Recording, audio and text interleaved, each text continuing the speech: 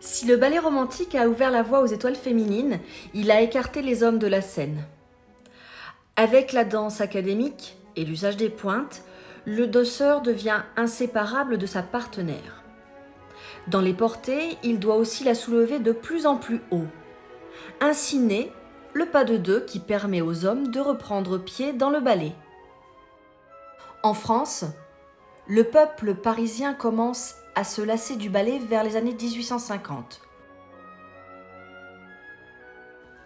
De l'autre côté de l'Europe, de grands chorégraphes et maîtres de ballet se font connaître. Auguste Bournonville, Jules Perrault, Enrico Cecchetti et l'un des plus connus, Marius Petipa. Marius naît en 1818 dans une famille de danseurs. Son père, Jean-Antoine, est danseur et maître de ballet.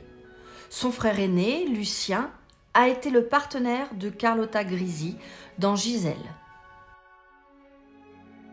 Petipa a 29 ans quand il arrive en Russie en 1847.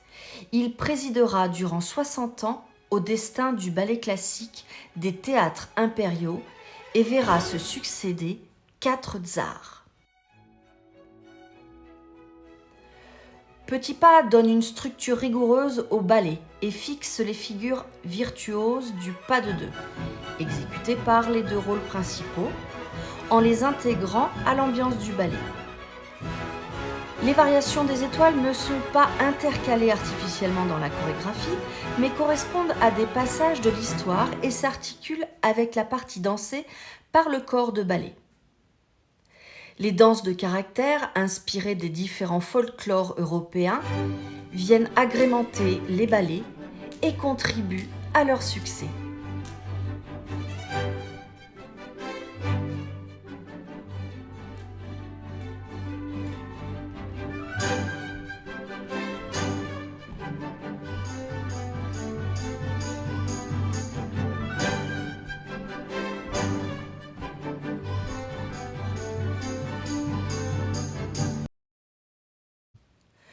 Une des innovations de Marius Petipa est de commander des partitions originales à de vrais compositeurs comme Tchaïkovski ou Glazunov. Avec La Belle au bois dormant en 1890, Casse-Noisette en 92 et Le Lac des Cygnes en 1895, une réelle fusion entre la danse, la musique et l'histoire est ainsi opérée.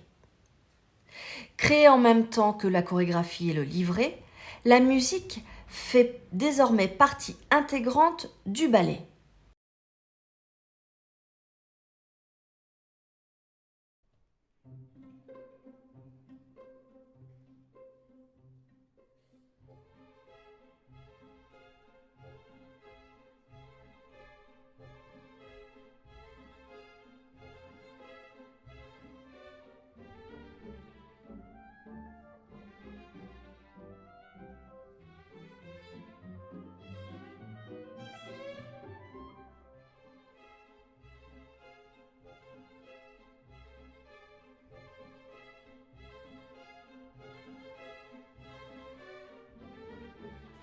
Tchaïkovski intègre le leitmotiv dans la musique.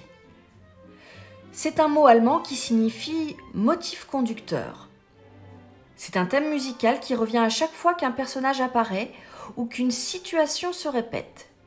Il est utilisé pour la première fois dans Giselle, mais ce sont les grands ballets de Tchaïkovski qui popularisent ce procédé dont la musique de film raffole.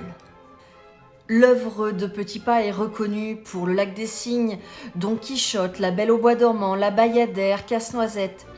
Ce sont les ballets qui servent de fondement à la danse classique, telle qu'on l'entend aujourd'hui. Le mot classique fait son apparition avec les ballets russes en 1910, fondés par Serge de Diaghilev.